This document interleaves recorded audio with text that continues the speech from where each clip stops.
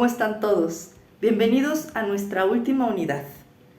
Aquí vamos a explorar lo que es el flujo de trabajo en un proyecto de ciencia de datos. En realidad, para poder realizar un proyecto de ciencia de datos se tienen que generar diversos pasos y muchas veces, por ejemplo, en empresas, va a haber personas que van a hacer o se van a enfocar en desarrollar alguno de estos pasos. Difícilmente alguien solito desarrolla todo, sobre todo cuando estamos hablando de la manipulación y el análisis de grandes cantidades de datos. Pero en esta ocasión justamente lo que quiero es que hagamos un zoom out, que nos alejemos, veamos el panorama de lo que implica un proyecto de ciencia de datos y cuáles serían cada uno de los pasos a desarrollar. Entonces vamos a empezar con la primera parte, que básicamente es el de planear nuestro proyecto, conocer los objetivos, tener bien claros los límites y los alcances de nuestro proyecto. Y vamos, esto no es algo único de un proyecto de ciencia de datos. En general, para cualquier proyecto de investigación, vamos a tener que tener súper claros todos estos puntos. Pues ustedes mismos para su proyecto de doctorado deben tener bastantes claros sus objetivos, qué es lo que quieren lograr, cuáles son los alcances, cuáles son las limitaciones, cuál es la hipótesis. Y bueno, en un proyecto de ciencia de datos es básicamente lo mismo. Tenemos que empezar por ahí. El segundo paso que nos ocupa, pues es adquirir los datos y prepararlos. El alma de la ciencia de datos, pues son los datos. Entonces necesitamos elegir muy bien la fuente de donde vamos a obtener estos datos. ¿Se va a realizar algún experimento de donde se van a recopilar estos datos? ¿Son datos que ya existen de la empresa o del negocio, que están en archivos .csv, a lo mejor en las computadoras del negocio o en los servidores de la empresa? Vamos a tomar datos de servidores públicos, de lugares, de sitios web públicos. ¿Qué calidad tienen estos datos? Tenemos nosotros que hacernos varias preguntas y estar muy seguros de cómo son los datos que vamos a trabajar, de dónde los tomamos, cómo fueron registrados, cómo fueron tomados y cómo vamos ahora a nosotros a preprocesarlos, a limpiarlos, a trabajarlos. Pero antes de preprocesarlos tenemos que definir muy bien las características de nuestra base de datos. Hay dos tipos fundamentales de bases de datos: las bases de datos relacionales y las bases de datos no relacionales. Si se acuerdan, cuando estábamos viendo el tema de Big Data, se comentaba que justamente Big Data implica montones de datos, de bases de datos no relacionales, y que por eso pueden ser tan caóticos y tan difíciles de manejar. Pero también en Big Data podemos tener bases de datos relacionales, y pues aquí están las diferencias entre ambas para que sepamos cuándo estamos trabajando con bases de datos relacionales y cuándo no. Cuando hablamos de bases de datos relacionales, imagínense hojas de Excel. Este tipo de datos nosotros lo podemos organizar en tablas y podemos tener en cada una de las columnas pues categorías y más datos que van relacionándose entre sí. Nuestras columnas se relacionan entre sí. Son nuestras variables que tienen cierta relación entre sí. Es decir, si nosotros queremos acceder, imagínense que tienen una base de datos en donde hay venta de ropa de una prenda en específica y tienen las distintas edades que compraron esa prenda de ropa. Ustedes, la base de datos que corresponde a la compra de esa prenda, podrían hacer subconjuntos de esa base fácilmente. Podrían tomar una columna, podría decir exactamente los distintos colores de la prenda. En la otra columna podrían tener las tallas de la prenda. En la otra podrían tener las edades de las personas que compraron esa prenda, y ustedes fácilmente podrían acceder a decir: quiero saber las edades de las personas que compraron la prenda en talla grande en color rojo.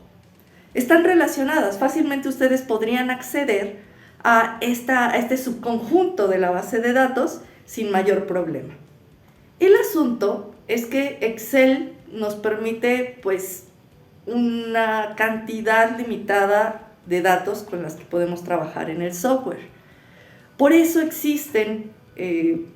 hay un lenguaje de programación, de hecho, que se llama SQL, dedicado específicamente para diseñar bases de datos, de manera en que nosotros podemos clasificar cada uno de los datos con distintas categorías para después acceder fácilmente a ellos.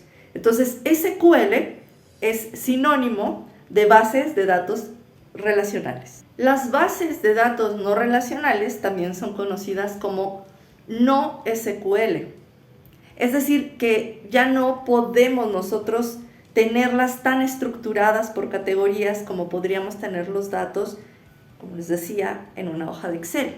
Por ejemplo, el Drive de la nube que ustedes utilizan, donde guardan todos los archivos, todas las fotos, los audios. Ahí tienen ustedes una base de datos no relacional. No pueden ustedes categorizar esos datos fácilmente en una tabla de Excel, como podrían hacerlo si realizan encuestas y vacían esa información en una hoja de Excel, ¿no? En la no relacional ustedes no pueden hacer eso, no pueden hacerlo como con la encuesta. Es más difícil poder organizar ese tipo de datos. Nosotros utilizamos folders, ¿no? En un Drive nosotros vamos a generar folders y mis fotos, mis documentos, ¿no? Y de alguna forma ahí estamos categorizando y medio organizando la base de datos. Pero aún así, adentro de cada uno de estos folders, los datos que hay ahí pueden ser muy distintos entre sí. Entonces, a esto nos estamos refiriendo con una base de datos no relacional. Tenemos 3 características fundamentales de las bases de datos, que son consistencia, disponibilidad y tolerancia a particiones. Las bases de datos relacionales, sobre todo, tienen consistencia, porque están perfectamente estructuradas, los datos están relacionados entre sí, entonces nosotros podemos acceder fácilmente a fragmentos de toda esa base de datos porque está muy bien estructurada. Sin embargo, nosotros no podemos separarla. Si nosotros toda esa base de datos la fragmentamos y la ponemos en distintos discos duros, ¿no? Que aunque estén conectados en línea, imagínense que para hacer el ejercicio que les decía de la prenda de ropa con las tallas y los colores y las edades, pues las edades están en un servidor por allá, las tallas están en otro servidor por allá, las edades por allá. Entonces, computacionalmente sería muy difícil poder acceder a cada una de esas variables para poder hacer estos subconjuntos y estar trabajando con esos datos. Lo que nosotros necesitamos es que esta base de datos relacional esté junta, toda, en un lugar. Entonces, si como usuario tú accedes a esa base de datos y hay alguna falla, algo se corrompe, entonces te quedaste fuera de la base de datos. Ya no puedes hacer más.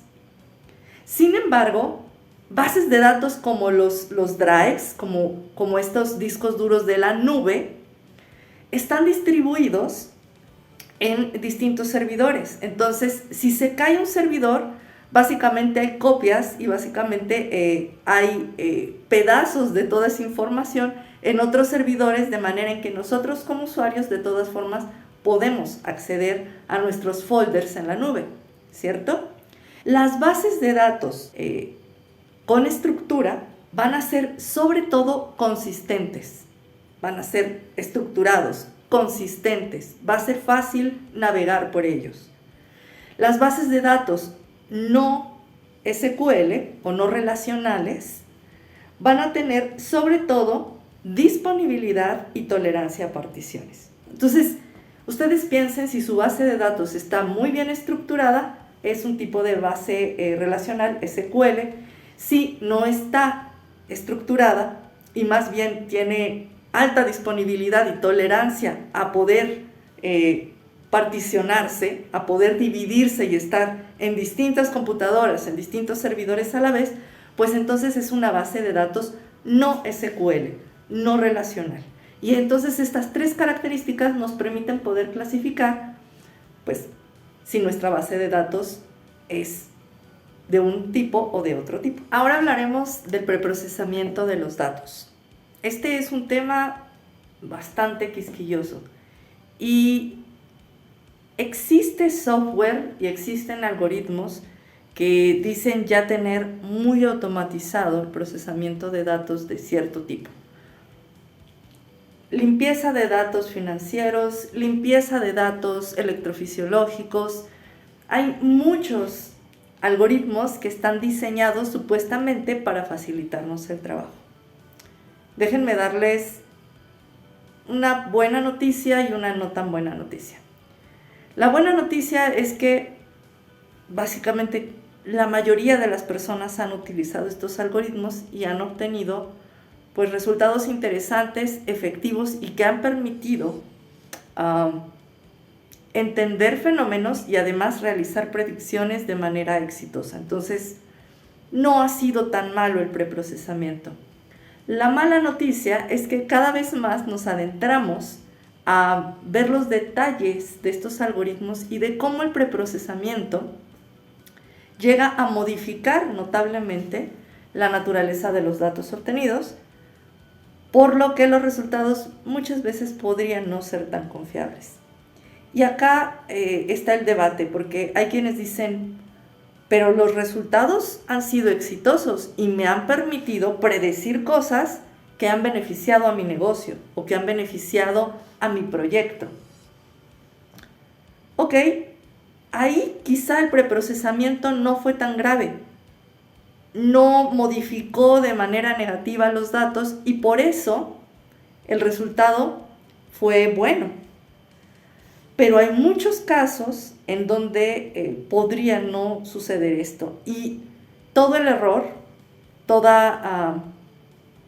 el fracaso del proyecto o de la estrategia podría radicar en haber utilizado un algoritmo, una automatización en el paso del preprocesamiento, haberlo utilizado como caja negra y que al final este preprocesamiento nos hubiera modificado los datos de algún modo que nos brindara entonces resultados equivocados. Hay que saberle, hay que meterse un poco a la estadística, hay que meterse a las matemáticas para entender estos algoritmos y para poder realizar un buen preprocesamiento. No importa lo que les vendan y les digan, no, este es el mejor algoritmo y tiene 100% de efectividad, nunca se equivoca. No es cierto. Un buen algoritmo siempre va a tener ciertos alcances y ciertos límites. Y quien les presente un algoritmo para preprocesar y limpiar datos, quien les haga una presentación honesta de su algoritmo, les va a decir, funciona en estos casos, en estos otros puede fallar. Si ustedes no ven o no conocen estos alcances y estos límites del algoritmo que van a utilizar, están jugándosela. Podría ser que usar este algoritmo de limpieza y de preprocesamiento de datos les altere por completo los resultados y los lleve a un proyecto mal hecho. No, ¿qué les puedo decir? Hoy en día, como la ciencia de datos está de moda y todo mundo quiere ser científico de datos, pues llega mucho oportunista a vender este tipo de algoritmos, a decir, mi algoritmo es el mejor y les aseguro que les va a limpiar los datos al 100% y ustedes no tienen que saber nada de matemáticas, ustedes no tienen que saber nada de estadística ni de programación, ustedes nada más corren mi algoritmo y van a tener los datos limpios. Van a ver mucho de eso. Y les adelanto que si alguien se los vende así de hermoso, no es cierto. Todos los algoritmos y automatizaciones para realizar preprocesamiento de datos funcionan en ciertos casos y en otros no. Así como lo vimos con las pruebas estadísticas, que ciertas pruebas estadísticas las podemos usar con ciertos tipos de datos y otras veces las tenemos que usar otras pruebas estadísticas diferentes, Bueno, lo mismo con este tipo de algoritmos. Cada uno de los algoritmos tiene sus alcances y sus límites. No hay ninguno mágico que les va a hacer todo. Así que eso solito, solo el paso del preprocesamiento, es algo en lo que hay que profundizar, en lo que hay que meterse a conocer cuáles son los algoritmos y las propuestas existentes para limpiar los datos que ustedes van a trabajar, porque no es lo mismo datos de compra-venta que datos de ritmo cardíaco o que datos de me gusta, no me gusta, ¿no? Cada tipo de datos tiene sus características y cada tipo de datos se puede ver afectado de manera diferente con ciertos tipos de preprocesamiento. Entonces, hay que conocer los datos, hay que conocerlos bien antes de aplicarles cualquier tipo de preprocesamiento, ¿ok? Para eso entonces hay que perfilarlos, hay que conocerlos. Y cuando les digo hay que conocerlos, hay que saber qué tipo de variables son las que trabajamos. ¿Son numéricas? ¿Son categóricas? ¿Son ordinales? ¿Son variables continuas? ¿Son variables discretas? Tenemos que saber qué datos trabajamos y cómo los estamos representando para entonces poder tomar buenas decisiones. ¿Ok? Entonces, perfilamos los datos, después los limpiamos, ya sea que utilicemos alguno de estos algoritmos, un uso bien informado y bien responsable. Y pues en la limpieza de datos, si nosotros la quisiéramos hacer nosotros mismos sin utilizar ningún tipo de algoritmo o cosa ya automatizada, tenemos que revisar que no haya espacios vacíos, los famosísimos NAs. Cuando en nuestra hoja, imagínense una hoja de Excel, imagínense que estamos trabajando con una base de datos relacional, entonces tenemos una hoja de Excel y hay espacios vacíos. Por alguna razón, hay algunos lugares, algunas celdas en donde no hay datos. ¿Qué vamos a hacer? ¿Vamos a borrar por completo toda esa fila? ¿Vamos a buscar la manera de rellenar esa celda? Hay quienes dicen, ok, si solo son pocas celdas las que quedaron vacías, voy a tomar todos los datos de esa columna, los voy a promediar y con ese promedio voy a llenar las celdas vacías. ¿Así lo hacen? Les digo mi opinión profesional, no lo hagan. No inventen datos. Si el dato no está, el dato no está. Y eso es con lo que van a tener que trabajar. Hay quienes lo hacen y dicen, pero si le pones ahí el promedio no pasa nada. Bueno, quizá no pasa nada, pero entonces van a tener que hacer pruebas y argumentar bien. Recuerden que están trabajando con datos y son supuestamente registros de hechos, de cosas que pasaron, de cosas que la gente escribió, de cosas que algún sistema procesó, de algún fenómeno que se registró. Si ustedes inventan números para llenar huecos, porque es que hay que llenar, no hay que llenarlos. No hay que llenar, no se inventen datos. Pero bueno, hoy en día en ciencia de datos hay quien dice que no pasa nada. Pidan pruebas antes de hacerlo, hagan pruebas antes de hacer una cosa de esas. Pero por favor, no se inventen datos. Y van a ver muchas veces en donde dentro del proceso, en la empresa en la que estén trabajando o en el proyecto en el que estén trabajando, les van a decir, rellena los huequitos. Hay huecos blancos, tú rellénalos con un promedio. Su responsabilidad, ¿verdad? Y lo siguiente es la transformación de nuestros datos. Hay veces que nuestras variables están en escalas muy diferentes. Hay veces que una variable que tenemos en una columna, pues son calificaciones de clientes, ¿no? De me gusta mucho a no me gusta nada, ¿no? Entonces tenemos variables con números del 1 al 10, supongamos, pero al lado tenemos una variable relacionada con el tiempo que pasó el cliente en nuestra aplicación en línea. Entonces, esa otra variable puede estar en escala de segundos y a lo mejor pasó solo un segundo o pasó 0.3 segundos, ¿no?, en la aplicación. Entonces, mientras acá tenemos números del 1 al 10, quizá la otra columna tenga números chiquititos de 0.1, 0.3, 0.2. Entonces son dos variables con escalas muy diferentes que vamos a nosotros que reescalar. Vamos a tener que transformarlas y meterlas las dos en una misma escala. Ahí no estamos inventando datos y pues lo podemos hacer sin problemas.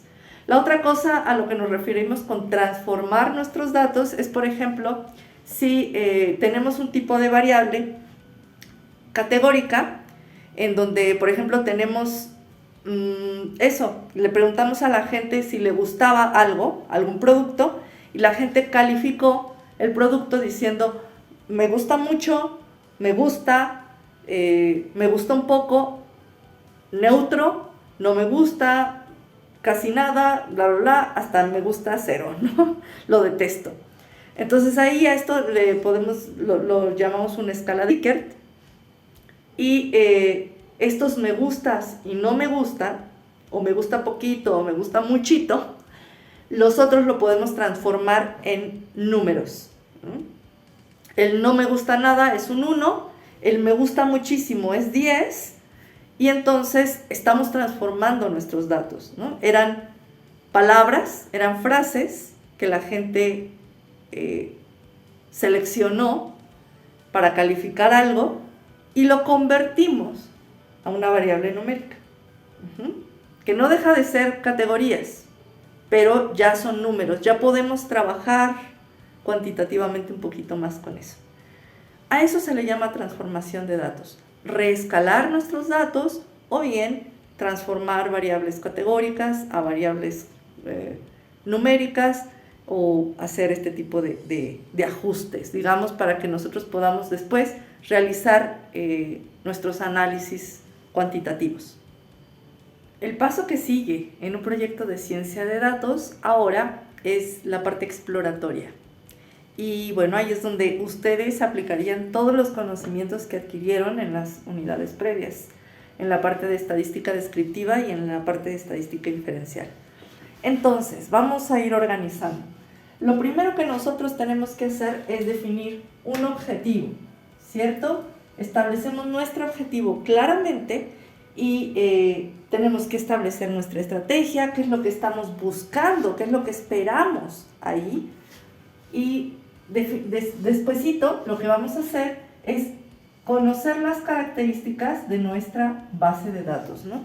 Elegimos una base de datos, ya sabemos cómo se registraron esos datos, sabemos de dónde vienen, qué tipo de base de datos vamos a trabajar, ¿cierto? Podemos trabajar una base de datos relacional, como una hojita de Excel, o podemos trabajar una base de datos no relacional. Por eso les pongo aquí como el folder, ¿no? Que es sería como el folder de nuestro Drive en la nube. Entonces tenemos bases de datos relacionales, bases de datos no relacionales. Ya que definimos nuestra base de datos, vamos a perfilar nuestros datos, ¿no? Pasamos del objetivo a bases de datos y acá vamos a perfilar nuestros datos y vamos a ver qué tipos de datos tenemos. Si son variables numéricas, si son variables categóricas, si son variables continuas, variables discretas, lo que estábamos platicando hace un momento. Perfilamos nuestros datos, sabemos con lo que estamos trabajando. ¿Son imágenes? ¿Son audio y video? Eso lo vemos acá. Después vamos a hacer el preprocesamiento. Aquí les pongo un embudo. Filtramos los datos, de alguna forma vamos a decidir cuáles son los datos que están bien, cuáles son los datos que están mal. Quizá por ahí hay algunos datos que se fueron de error de dedo. Vamos a decidir qué vamos a hacer con los espacios vacíos. Todo aquí en la parte del preprocesamiento. Y ahora vamos pues a lo que ustedes ya deberían de saber, que es el análisis exploratorio. Vamos a hacer nuestra estadística descriptiva Vamos a sacar los momentos estadísticos, la mediana, la moda, la desviación estándar, el máximo, el mínimo, el rango intercuartil, todo esto lo vamos a hacer acá. Vamos además a empezar a hacernos preguntas acerca de los datos. ¿Nuestras variables están relacionadas de algún modo? ¿Hay alguna de nuestras variables que sobresalga o que tenga un valor de tendencia central, la media o la mediana, parecida a otras variables? Vamos a empezar a encontrar pistas acerca de la naturaleza de nuestros datos usando la estadística descriptiva y haciendo pruebas de hipótesis, por lo tanto aplicando nuestra estadística inferencial, ¿no? En este paso también vamos a hacer una primera visualización de los datos, vamos a graficar. Queremos ver cómo se ven los datos, cómo comparamos una variable con otra, cómo se ven esas comparaciones, qué cosas nosotros podemos, qué cosas nosotros podemos observar aquí, que nosotros después podamos probar con una prueba de hipótesis, ¿no? Para ver si efectivamente nuestras variables eran diferentes o no eran diferentes, ¿no? Si podíamos rechazar la hipótesis nula o si no la podíamos rechazar, ¿cierto? Entonces, así vamos. Objetivos, ver de dónde vienen los datos, establecer las características de nuestras bases de datos, perfilar los datos, preprocesar los datos, hacer el análisis exploratorio, y en esto implica tanto estadística descriptiva como inferencial, visualización de datos y pues obviamente nuestras pruebas de hipótesis en la parte inferencial. En la guía les menciono otros dos tipos de estadística, además de la descriptiva y de la inferencial, que podemos ocupar. Una de ellas es la estadística bayesiana y la siguiente es la estadística robusta. Son dos estadísticas que tienen sus propias sets de herramientas, sus propios sets de herramientas. La estadística bayesiana importa mucho el pasado. ¿Qué es lo que sucedió antes que va a determinar la probabilidad de lo que yo estoy midiendo ahora? ¿Ok? Entonces, ahí hacer pruebas estadísticas implica que tomemos en consideración eventos pasados y cambia en ciertos aspectos el cómo vamos a abordar y el cómo vamos a analizar nuestros datos en estadística bayesiana. En la estadística robusta, sobre todo, está diseñada para trabajar con datos muy irregulares, que tienen muchos datos atípicos, ¿no? Variables que tienen datos atípicos o que se han identificado como variables muy irregulares con varianzas muy grandes. Y busca que nosotros no tengamos que transformar estos datos ni tengamos que modificarlos demasiado para poder hacer pruebas estadísticas con ellos, ¿no? Entonces son estas otros dos grupos de pruebas que existen, además de las que ya vimos. Unas son la estadística bayesiana y la otra es la estadística robusta. Eso no nos da tiempo de verlo. También les recomiendo que se acerquen a la información que hay en internet para empezar un poco a familiarizarse con estas cosas. Y la bayesiana es muy interesante. Con la robusta no he tenido tanta oportunidad de acercarme, pero les recomiendo que se acerquen también a ver las herramientas que hay de estas otras estadísticas, además de las que ya vimos. Después de la parte exploratoria viene lo que se llama la ingeniería de características. Este paso de ingeniería de características, una parte se puede llevar a cabo antes de la parte exploratoria y otra parte de ingeniería de características se puede llevar a cabo después de la parte exploratoria. De hecho, podemos estar jugando un rato entre hacer exploración, ingeniería de características, regresar a exploración, volver a hacer ingeniería de características, estar viendo cómo cambian las relaciones entre nuestras variables conforme nosotros vamos modificando, digamos, las características de nuestros datos, ¿no?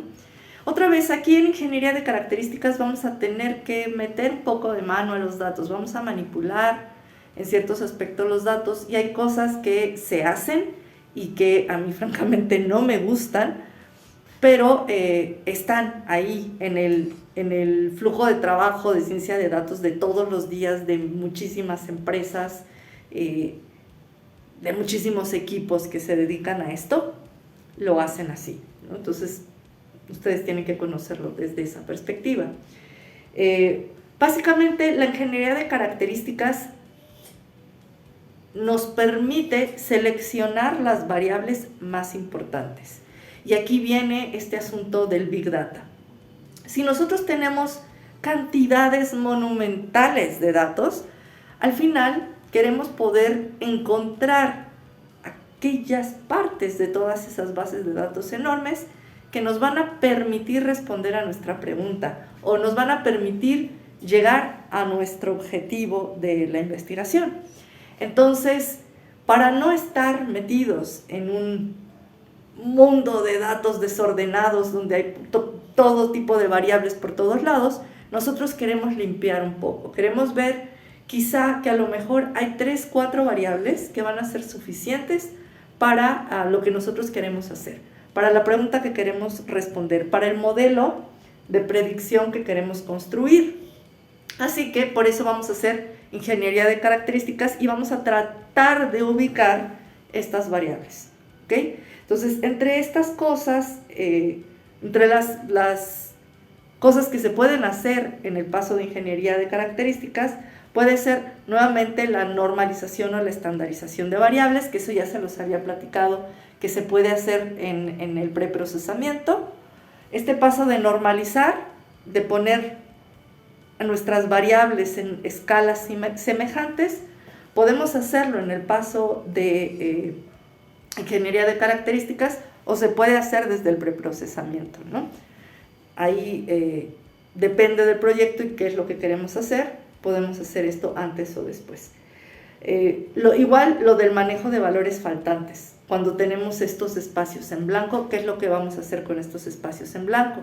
Yo recomiendo, aunque normalmente se pone en ingeniería de características después de la parte exploratoria, pues yo recomiendo ponerla antes, porque ya en la parte exploratoria vamos a tener problemas con los valores faltantes. Entonces, es conveniente decidir qué vamos a hacer con esos datos faltantes, con esos huecos, desde el preprocesamiento, ¿no? Desde acá.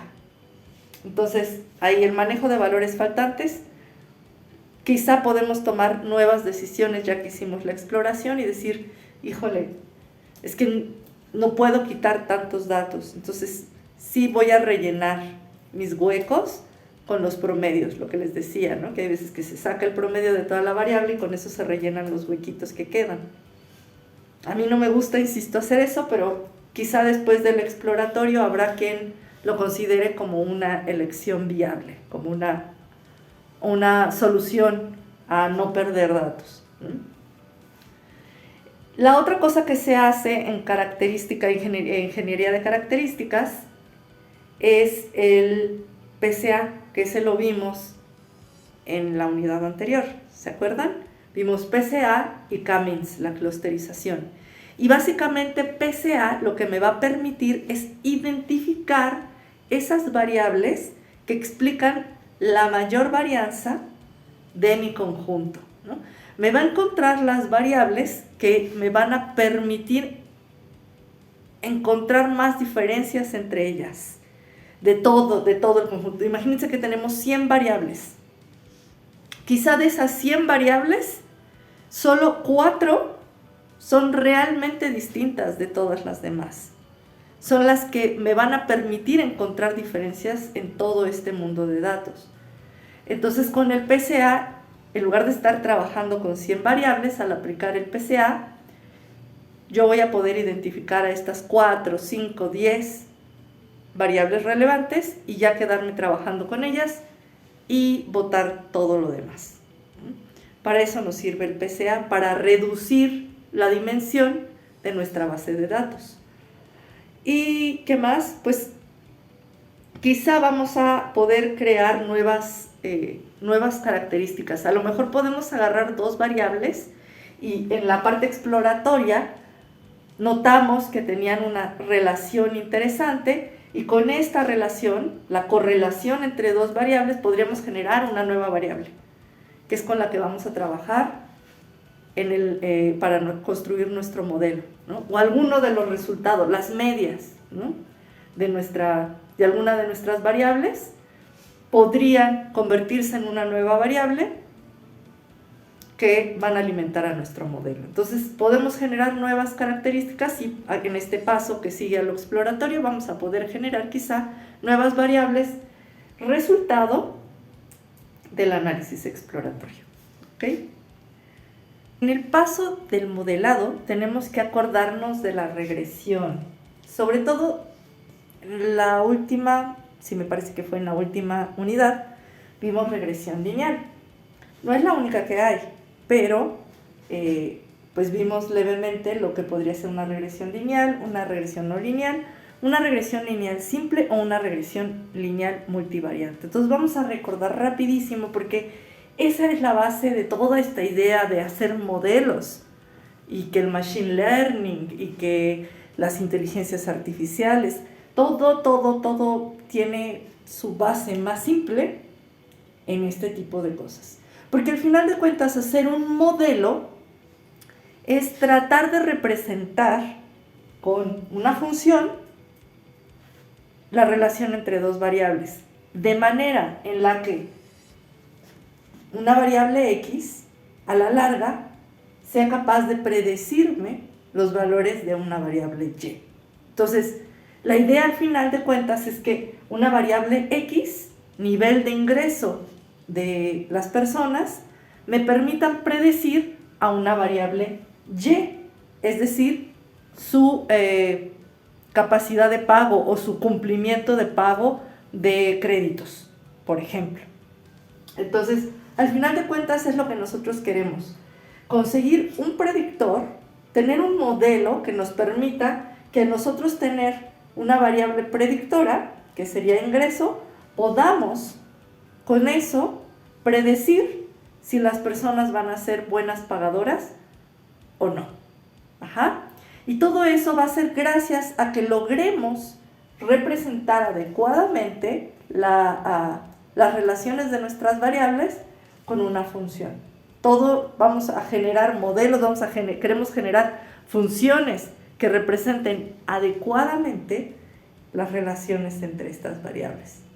¿Okay? Eso básicamente es a lo que le vamos a estar llamando modelo. Entonces, en una regresión lineal simple, acuérdense, yo tengo una variable X, tengo una variable Y, y las voy en este caso las voy a graficar aquí para que la parte de visualización nos ayuda un poco a que sea más didáctico. Voy a graficar los valores de mi variable X versus los valores de mi variable Y como si fueran coordenadas, ¿no? Entonces cada punto rojo es una coordenada, es variable X versus variable Y. Si yo le puedo ajustar a estos valores, a estos puntitos, si yo le puedo ajustar una línea recta, si una línea recta puede pasar perfectamente por todos los puntos, entonces esto lo vamos a poder representar con esta ecuación, sin dudas, ¿no? Vamos a decir, cada que aumenta el valor de mi variable X, el valor de mi variable Y va a aumentar de forma equivalente. Eso es una regresión lineal perfecta, una regresión lineal simple en donde no hay nada de error. Y yo ya después no voy a necesitar generar más datos de Y. Con que tenga puros datos de X, voy a poder predecir qué es lo que obtendría con datos de Y. Si X es chiquita, pues Y va a ser chiquita. Si X es grandota, pues Y va a ser grandota. Ese es un poco el juego. Este es el modelo más simple. Ahora, en la vida real, pues no tenemos este tipo de ajustes tan bonitos y no podemos representarlos tan fácilmente con una ecuación. Los datos de la vida real, ya sean conductuales de las personas, el comportamiento de la gente o los fenómenos naturales que queremos registrar, pues no van a tener un comportamiento tan fácil de capturar como en este ejemplo. Este es un ideal matemático que puede llegar a pasar, pero en la vida real nosotros vamos a tener algo llamado error. Y si se acuerdan en este primer video, cuando hablaba el doctor acerca de Big Data y de Machine Learning, ¿se acuerdan? Él hablaba de sesgo. Y muchos de ustedes me consideraron sesgo justo como esta idea de que los datos estén sesgados por alguna razón. Es decir, que los datos contengan más individuos de cierta edad o de ciertos lugares, que vengan de ciertos lugares del mundo, o que haya un sesgo de género, etcétera, ¿no? Pero eso no se refería, cuando él se refería a sesgo, se refería al error. Ajá. Es donde decía, a la econometría no le gusta el sesgo, a la econometría no le gusta que haya errores, a la econometría le encantan los modelos perfectos. Pero cuando nosotros queremos generar modelos de predicción como los que existen hoy en día en Machine Learning, no pueden ser modelos tan perfectamente ajustados. Siempre debe de existir un cierto rango de error, ¿no? Nuestra ecuación, la ecuación a que nosotros le llamemos el modelo, no va a ser perfecto. Siempre va a permitir que haya un cierto rango de error, que nuestros datos reales se muevan en un cierto intervalo alrededor del modelo, que en este caso nuestro modelo es esta línea recta, ¿no? Representada por esto. Entonces el error que aquí represento con los puntitos azules es a lo que este individuo le llamaba sesgo, ¿no? Y que necesitamos este error para generar modelos adaptativos, modelos que se vayan adaptando a nuevos datos y de manera en que nosotros podamos ir optimizando y cambiando detalles, parámetros de nuestro modelo base. ¿Ok? Sé que es un poco abstracto, pero espero que me sigan un poco aquí con los dibujitos. Entonces, nosotros vamos a obtener normalmente en la vida real un cierto rango de error. Lo que queremos es que este error sea lo suficientemente chiquito para que nuestro modelo represente bien la relación entre las variables, pero que no sea tan estricto que si le metemos nuevos datos, pues ya no ajuste nada. ¿Ok?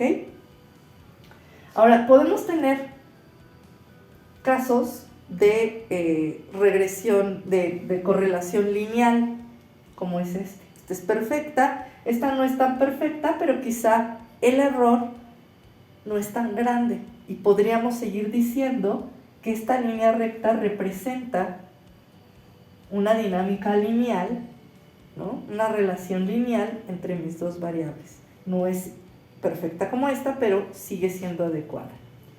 Pero podemos tener el caso en donde los puntos que se generen al proyectar nuestras dos variables no estén muy lejos de poderla ajustar a una línea recta.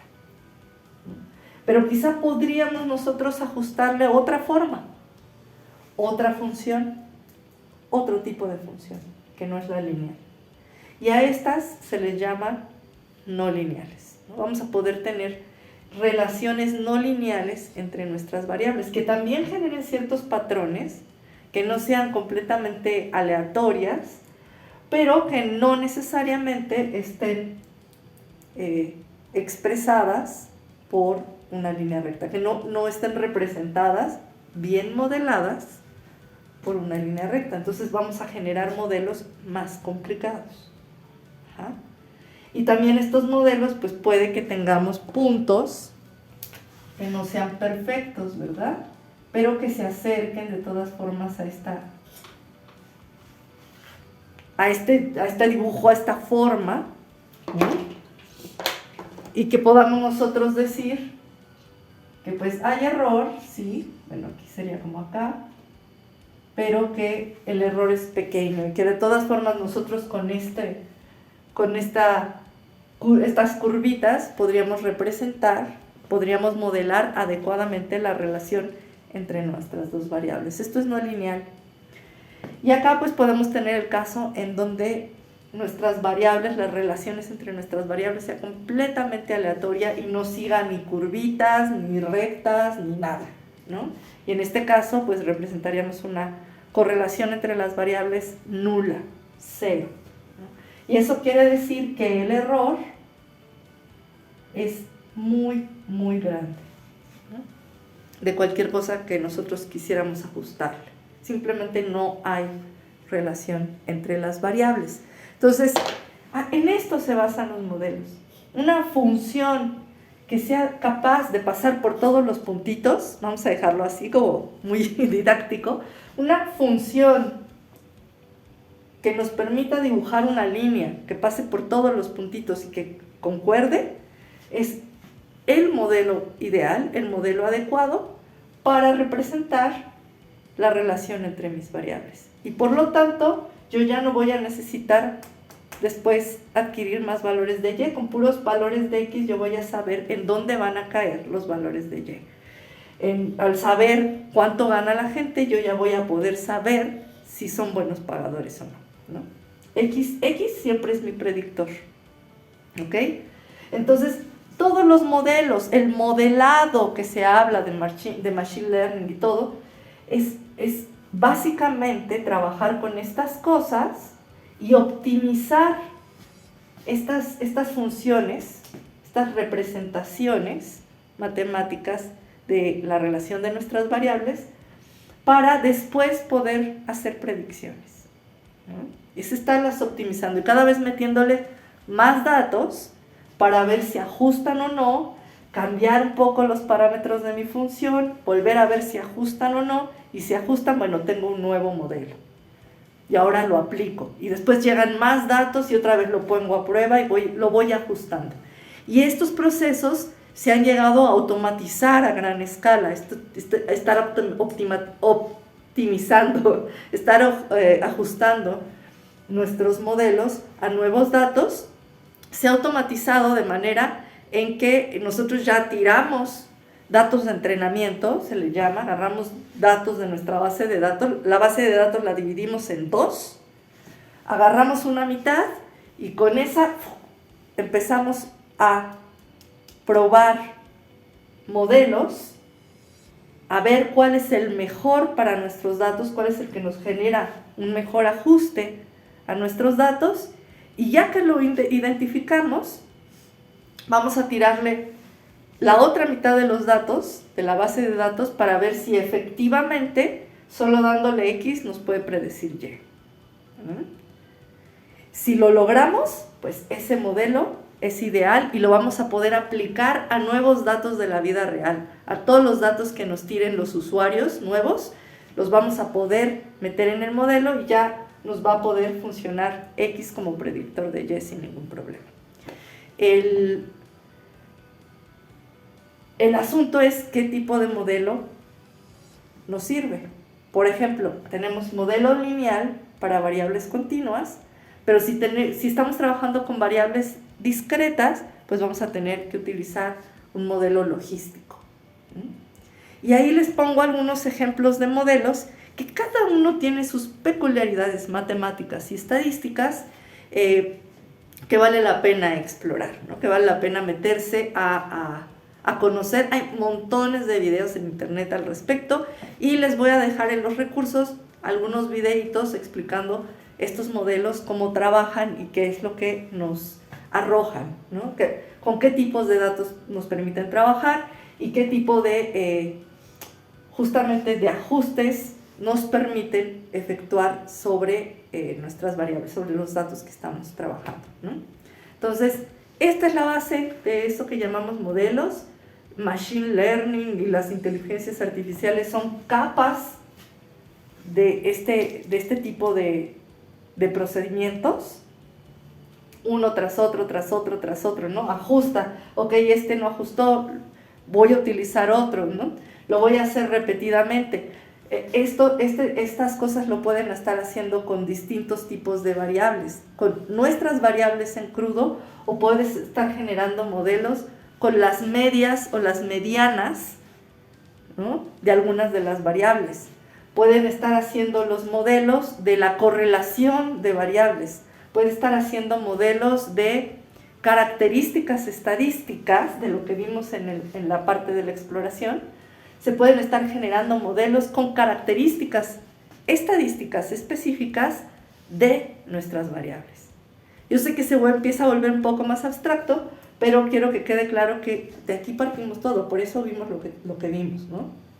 Como esto es la base de todo eso que llamamos Machine Learning, inteligencia artificial, el modelado, bla, bla, bla, y que hoy en día es el corazón o lo que piden todos las personas que quieren contratar científicos de datos, quieren que uno entienda esto y que uno pueda desarrollar este tipo de modelos, pueda saber aplicarlos, pueda conocer los datos y decir, voy a aplicar un modelo de regresión lineal, voy a aplicar un modelo logístico, de regresión logística, voy a aplicar un modelo de random forest. Todo esto dependiendo de las características de los datos y de lo que se quiere responder, ¿ok? Entonces, les voy a dejar ahí los videitos, échenles una vista, quizá puedan ser muy complejos de inicio.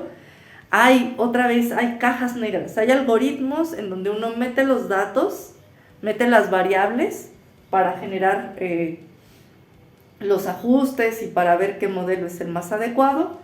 Ya existe software que te ayuda a hacer ese tipo de cosas, sobre todo el lenguaje de programación R. Hay muchas herramientas también en Python para poder hacer este tipo de cosas, ¿no? Pero yo les recomiendo que se metan a conocer los algoritmos, que no los utilicen como cajas negras. Conozcan las matemáticas, no se vayan con la moda. Si les interesa esto, métanse, dedíquenle el tiempo que requiere, no es trivial, dedíquenle el tiempo que requiere para que ustedes puedan sacarle el provecho y puedan aplicarlo a sus labores, ¿no?, y a lo que ustedes quieran hacer en el futuro, a hacer consultorías, a hacer sus propios negocios, hacer análisis de datos financieros, hacer proyecciones.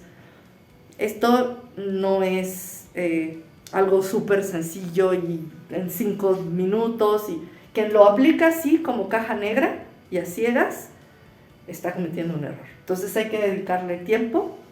Vean los videitos y espero que les despierte la cosquillita, el interés, para que ustedes le puedan dedicar el estudio y el tiempo necesario a estas cosas.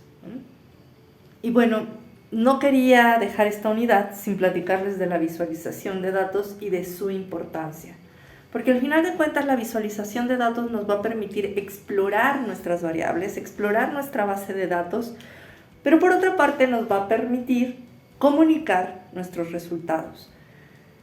De manera visual es como realmente nosotros vamos a poder convencer a las otras personas de que una variable es relevante, de que dos variables son suficientemente distintas, o de que hay algún tipo de relación entre nuestras variables.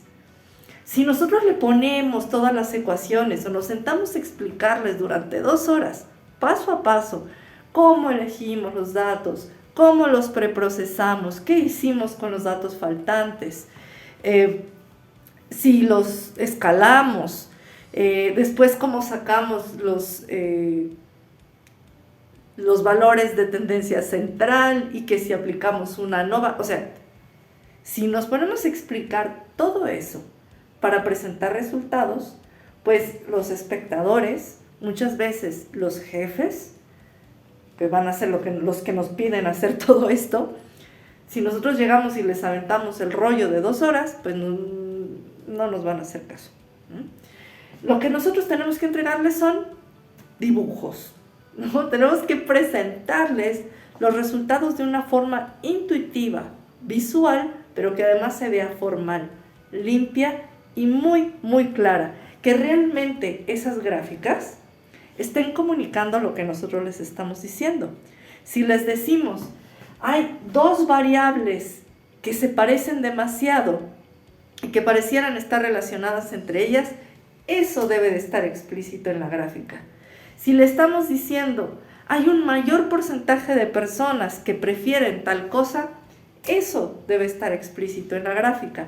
Y debe ser claro, pero además debe ser atractivo, porque después de ponerles 4 o 5 gráficas, se nos van a dormir y tampoco van a entender qué es lo que estamos queriéndoles comunicar. Entonces, la visualización de datos no solo nos permite a nosotros explorar nuestros datos, conocerlos y empezar a hacer preguntas y a tomar decisiones, sino que además es la vía en la que nosotros vamos a comunicar nuestros resultados de manera efectiva. Entonces, la visualización de datos es fundamental. En la guía les pongo una historia muy interesante de una enfermera británica que, además de sus grandes hazañas como enfermera, fue una de las pioneras de la visualización de datos, creación de gráficas, visualización de resultados y de cómo con una gráfica pudo influir en la política pública de su país. Entonces, léalo, está muy interesante, no se los cuento aquí. Y más bien lo que quiero es reafirmarles la importancia de la visualización de datos, de que elegir una gráfica no es nada más para que se vea bonita. En gran parte es eso. Tenemos que elegir algo que se vea bonito, que sea atractivo. Debemos elegir colores que armonicen y que además representen las variables que nosotros estamos presentando.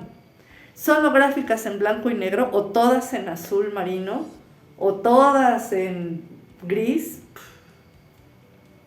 es una flojera verlas. Es más, ni puedes distinguir bien cuál es la variable importante ahí, dónde hay las diferencias. No, usen colores, conozcan paletas de colores. Aquí tiene que salir su artista y su diseñador interno para poder representar de forma adecuada sus resultados. Hay que usar buenas paletas de colores. Si estamos hablando hicimos análisis sobre alimentos del mar, tipo de comida de mariscos y pescados y todo, pues utilicemos una paleta de colores adecuada para representar eso, juguemos con ello. Si estamos presentando datos a algún tipo de compañía que tiene su paleta de colores institucional, pues juguemos con su paleta de colores institucional y trabajemos con eso, ¿ok? No se queden con las gráficas simples, así de puro negro o de puro... a menos de que eso sea lo que queremos comunicar y que eso sea necesario, porque a lo mejor vamos a tener que presentar nuestros resultados en un medio impreso en donde no podemos meter colores. Bueno, pues vamos a tener que ingeniárnoslos y poner puntitos y poner rayitas para diferenciar nuestras variables y nuestros resultados, ¿cierto?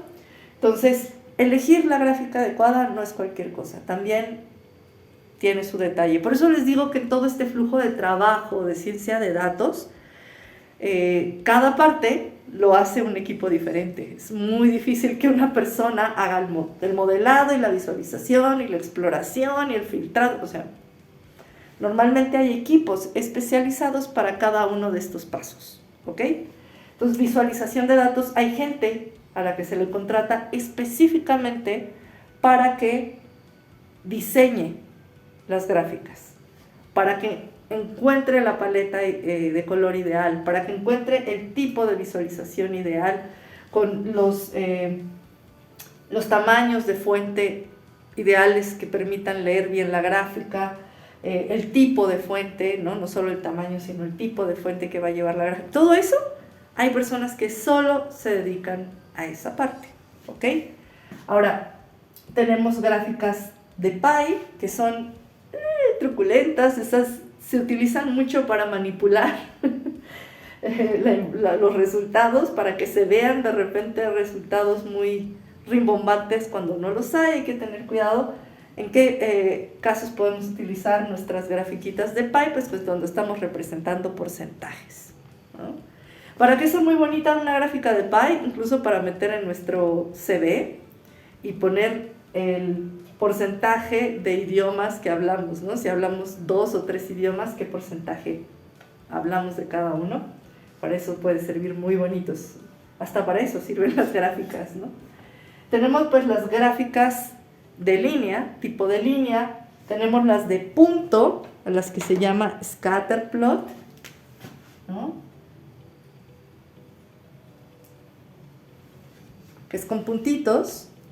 Tenemos gráficas de barras, que son súper utilizadas, muy utilizadas, y yo no me gustan, en lo absoluto no me gustan. Normalmente se les ponen estas rayitas para representar la desviación estándar, si las han visto, ¿no? Sirven cuando sabes que a quien le vas a presentar los resultados no tiene ni idea de estadística, nada. Y lo único que quiere ver es que una barrita esté más arriba que la otra. Si ese es el caso, si eso es lo que quieres comunicar y tus resultados salieron significativos, tú estás seguro de que la diferencia es significativa, y a quien se lo vas a presentar no sabe nada de números, nada de estadística, nada de lo que vimos en las unidades anteriores, pues quizá está bien una gráfica de barras. Pero si las personas que van a ver tus resultados saben un poco de estadística, mejor les presentas una gráfica de cajas. Aquí las personas van a poder ver la forma de la distribución de tus variables, van a poder identificar algunas cosas que ahorita les voy a decir. En una gráfica de cajas, nosotros vamos a poder tener representada en la línea que aparece en la caja, dentro de la caja, ahí está la mediana.